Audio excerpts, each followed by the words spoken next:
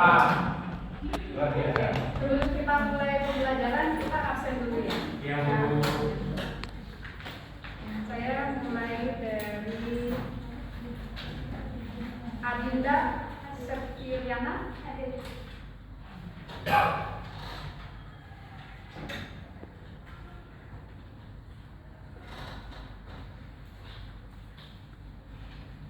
Adriana.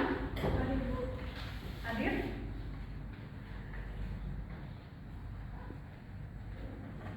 Aquila. Ani Kamil. Oh iya, kelas aku selalu lupa terus namanya. Saya tidak bukanya ini.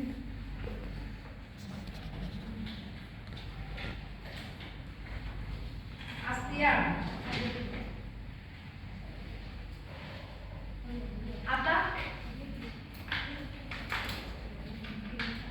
Ayu.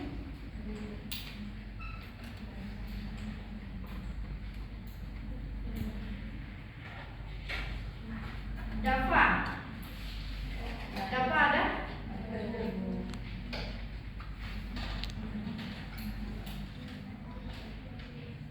Dewi.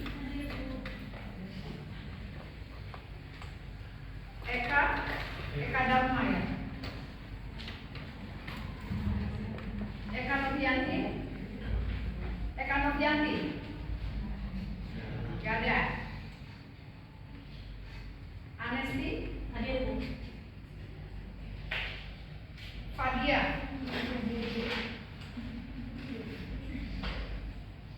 Fajar. Fajar kemana? Tapi ada tadi.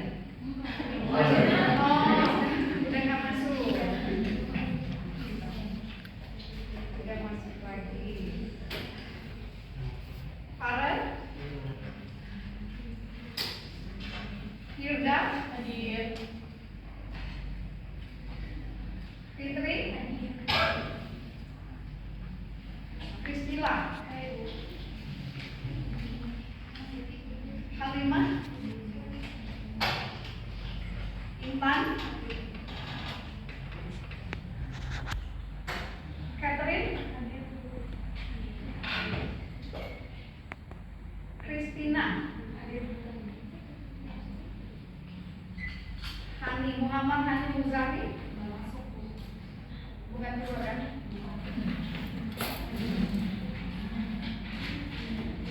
Novendi.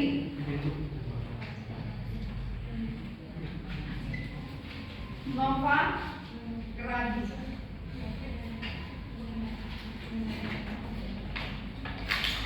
Nova Novi. Nova Novi.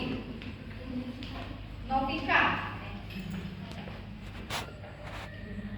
Nurul.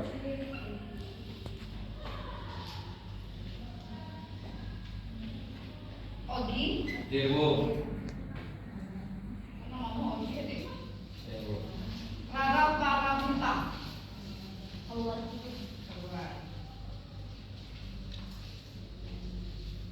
Rafli. Hadir, Bu. Raihan. Nggak masuk. Gak masuk berdua. Nggak masuk. Resi. Rifdi.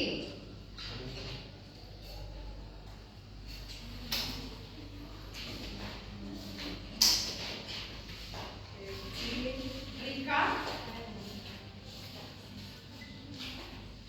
Sarah. Cynthia. Siska Putri. Stefani. Tasya.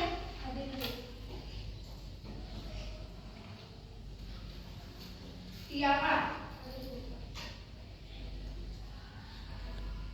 Ugi. Vika. Hadir, Bu. Yuni. Hubungan 17 mengenai hubungan istimewa dan transfer pricing. Hubungan istimewa itu apa? Sepemahaman kalian. Hubungan istimewa.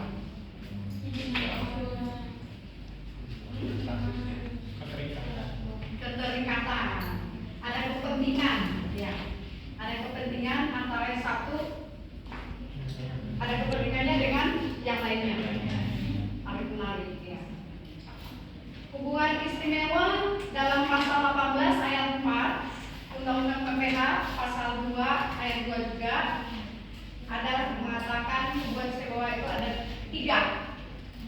Ada tiga ya.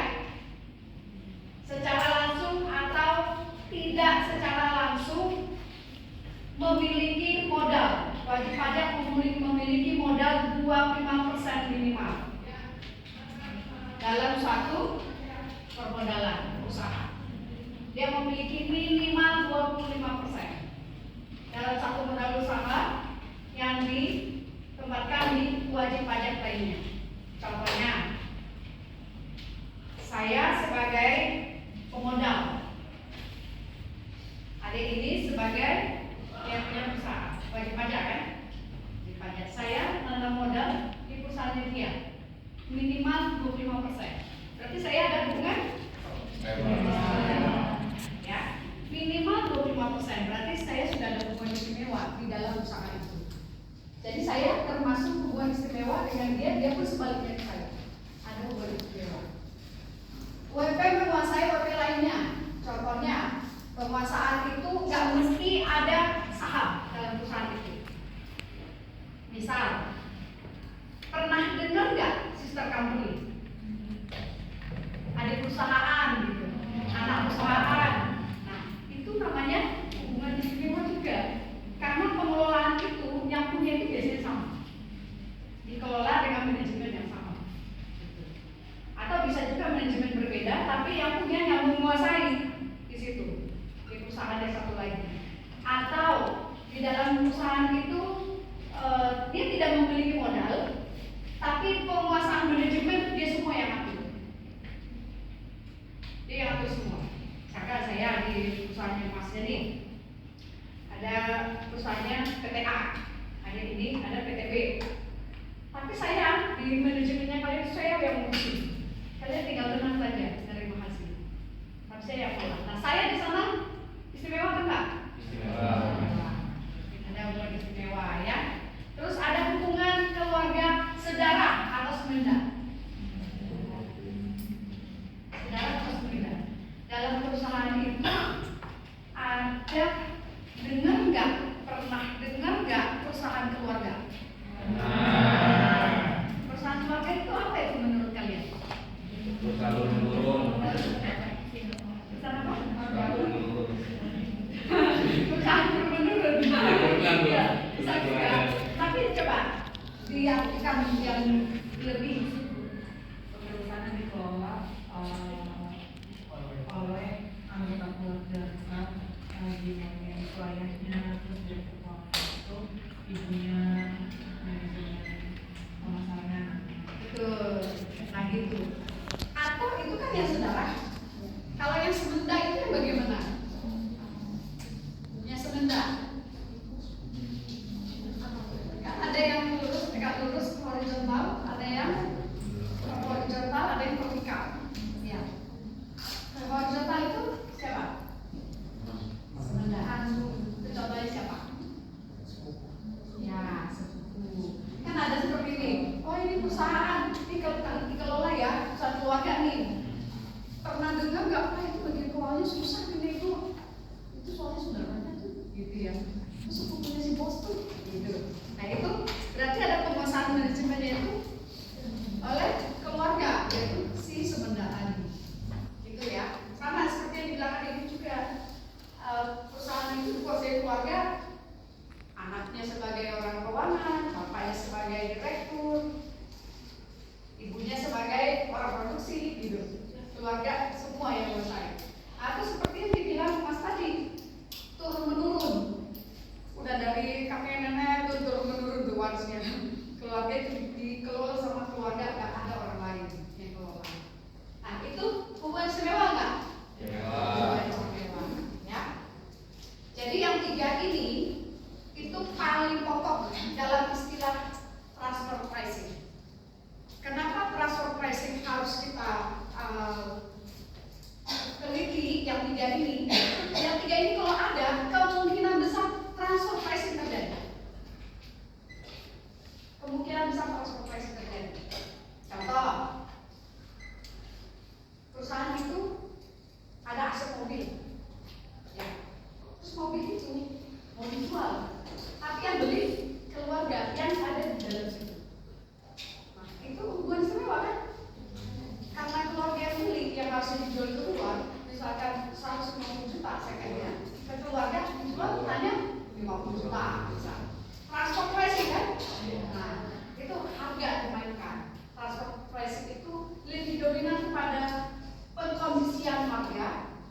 negosiasi harga atau manipulasi harga atau rekayasa harga.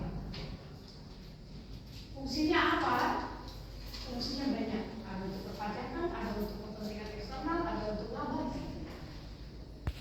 Oke, transfer pricing itu disebut sebagai sama dengan apa? Transfer pricing. Kenapa sih dibilang hubungan istimewa itu kental dengan transfer pricing?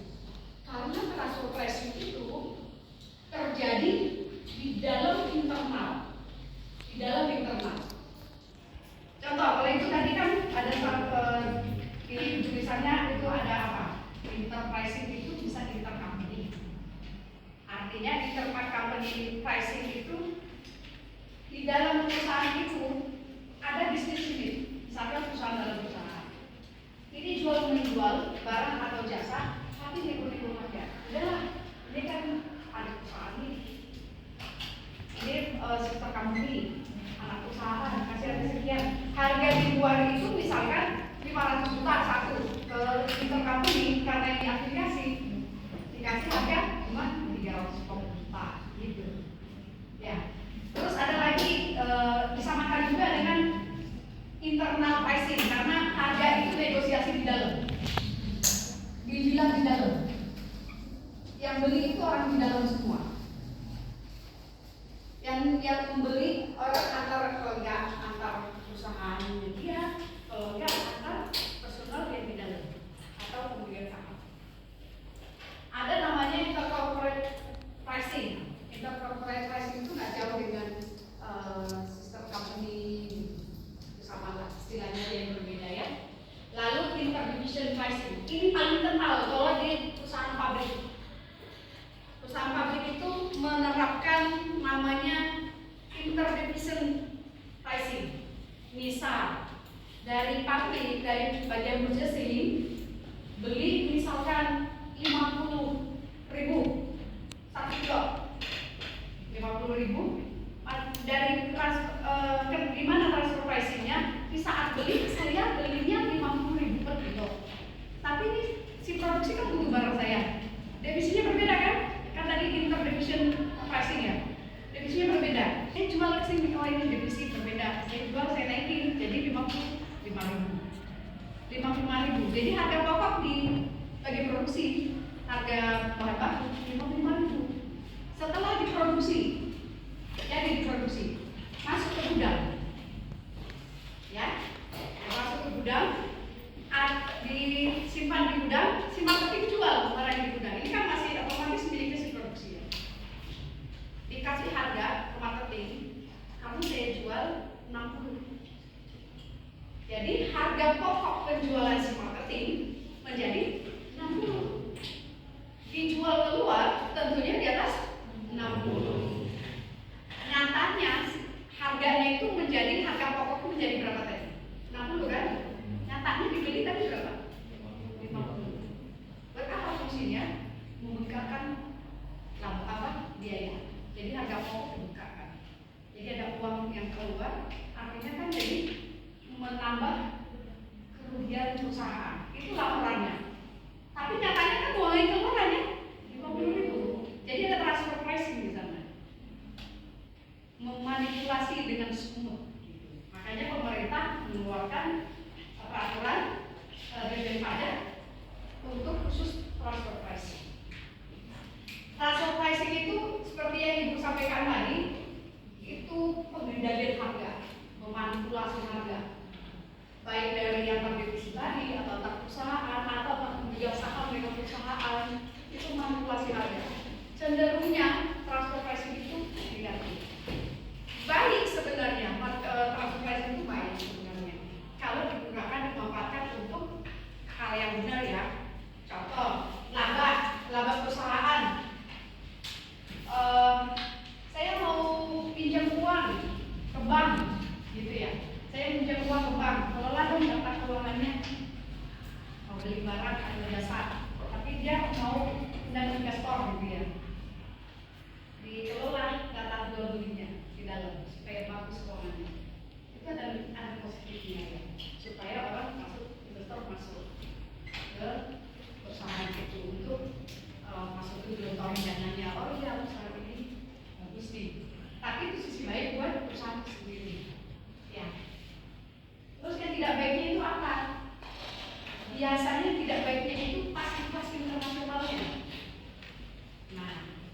Misal, paling banyak ya, paling banyak. Misal, satu perusahaan di luar negeri berafiliasi dengan perusahaan di dalam negeri. Impor barang, ini bisa dimainin harga pas impor barang. Kenapa? Karena nanti di bea cukai bisa ngecas harga ini jadi mahal kan? Karena rate-nya dari harga beli barang itu. Nah, dia kode-kode yang kami harga sekian ya, dipilihnya aja harga sekian. Jadi artinya ada di sana ada penggelapan pajak dan cukai. Nah, itu konotasinya lebih cenderung negatif digunakan untuk khusus transfer pricing. Apalagi kalau skala internasional, multinasional ini udah dari penelitian banyak menemukan skala multinasional itu sering disalahgunakan transfer pricing. Metode transfer pricing itu ada 3. Metode transfer pricing ada 3. Yang pertama pada dasar biaya. Ya, yang kedua pada dasar harga pasar. Kalian kalau catat silakan dicatat ya. Yang pertama harga transfer dasar biaya. Yang kedua harga transfer dasar harga pasar. Yang ketiga harga transfer negosiasi. Kalau yang harga transfer dasar biaya itu biaya keseluruhan. Biaya keseluruhan maksudnya gak cukup hanya biaya aja. Kan biasanya kalau kita accounting tuh ada biaya misalkan biaya servis. Biaya servisnya ini misalkan 50.000. Tapi yang dimaksud dengan harga dasar biaya, harga transfer dasar biaya itu biaya tadi 50.000 plus markup-nya. Di markup. Jadi harga keseluruhannya menjadi misalkan di markup 10, tapi jadi 60. Gitu. Padahal kan hanya 50. Kalau harga pasar itu yang paling murah, yang paling layak. Karena itu independen. Harga itu harga yang paling layak digunakan. Cuma ada negatifnya, ada susahnya, kewalahan. Untuk ngecek harga pasar ini rata-ratanya berapa, kan itu butuh tenaga, butuh effort. Ada kelemahannya. Kalau harga transfer negosiasi, yang tadi Ibu bilang, negosiasi antar revisi. Jadi kamu segini kan, udah di sini yang beli, kamu sih kasih harga segini. Udah untuk ini deh Bu, harga di dalam aja gitu. Ini nggak sampai keluar. Dan sampai keluar ya, tapi setelah sampai ke kantor marketing, harga itu kan menjadi harga pokok. Jadi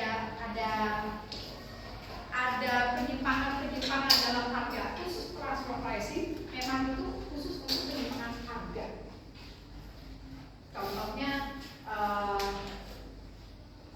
kalau kita membeli aset seperti yang saya bilang tadi, aset kalau pemegang saham yang beli, siapa yang beli gitu kan? Ya ini siapa yang beli?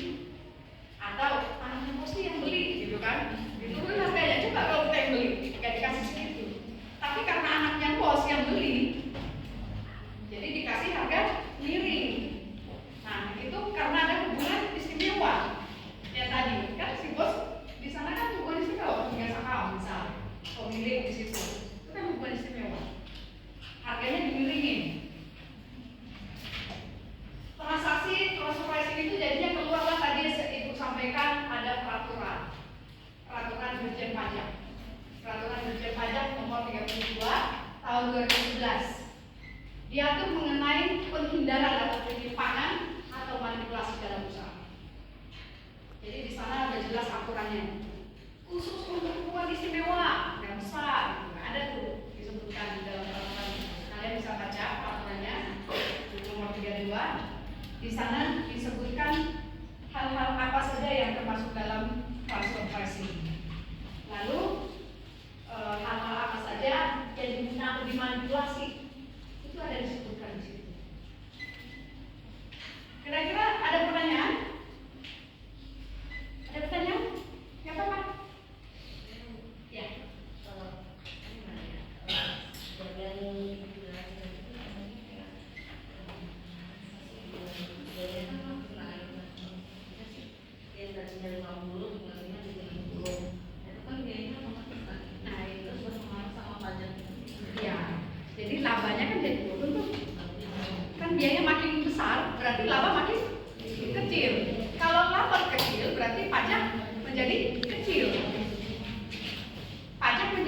kecil. Makanya kita ini kan tax planning. Khusus pertemuan 17 kan bahas surprise mewah dan transfer pricing. Di sana disoroti masalah pajak yang dibayar menjadi berkurang karena adanya manipulasi tadi. Ya. Karena ada manipulasi. Ada lagi? Cukup paham di sini? Kita lanjut lagi. Paham ya? Nah, ini saya mau tanya teman-teman nih. Dari yang ibu paparkan tadi, kira-kira apa sih masalah-masalah yang bisa terjadi di manipulasi tadi? Tadi kan ibu sampaikan tuh, udah beberkan. Apa sih yang dimanipulasi? Apa? Harga apa? Harga pokok. Terus? Harga pembelian, harga penjualan. Kalau harga penjualan tadi sudah ibu sampaikan. Kalau pas sampai di marketing, harga pokok penjualannya dari 60. Jadi harga penjualan biayanya jadi besar. Nah, di harga pembelian tadi yang anak revisi tadi. Kan pembelian beli dari sini, beli dari sini, kasih apa lagi harganya. Akhirnya ujungnya di hulu dan hilir jauh-jauhan harga biaya pembelian tadi. Maaf, antar divisi ada terus penambahan kegiatan divisi. Apalagi alokasi biaya tadi. Biaya itu baik biaya umum atau overhead. Biaya lembur, supaya penyamannya biaya besar. Biaya umum misalkan biaya bensin, tol, maintenance, biaya listrik, biaya air, ada yang apa gitu. Biaya gaji, biaya lembur, supaya kunci yang tadi, laba tadi, supaya kunci laba. Apalagi biaya komisi royalti, ya harusnya berapa, biaya berapa. Banyaklah dari variabelnya laporan keuangan. Kan kalau kita pajak itu kan laporan keuangan komersil dikoreksi menjadi fiskal. Nah, yang di laporan keuangan itu ada variabel-variabel. Di sana itu revenue, ada COGS, ada expense ya, biaya. Nah, biaya ini yang dikerjain sama transfer pricing. Manipulasinya paling banyak. Begitu ya.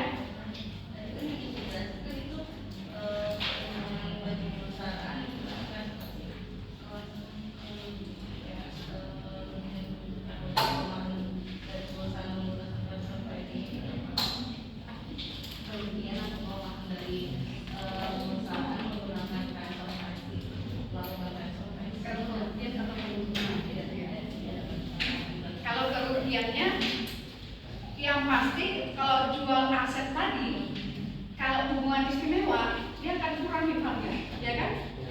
Aset tadi kan harusnya bisa jual di luar 150 juta, jual ke afiliasi 150 juta. Itu kan begitu. Nah, keuntungannya yang tadi pajak menjadi sedikit ya lumayan, karena dia out. Kalau penentuan harganya nggak masuk akal itu dari pihak pajak bakal itu dia, makanya transfer pricing diatur kan di peraturan tadi kan, di peraturan 32 dan dirjen itu diatur di sana. Jadi kalau ini make sense apa enggak ini harga? Kan ada harga itu untuk ya, kan ada harga itu ada 3 kan tadi metode yang di transfer pricing tadi, termasuk harga pasar. Itu yang paling logika. Harga pasarnya berapa? Oh ini lebih tinggi dari harga pasar atau lebih rendah dari harga pasar. Itu menjadi temuan bagi audit pajak, bagi pemeriksaan.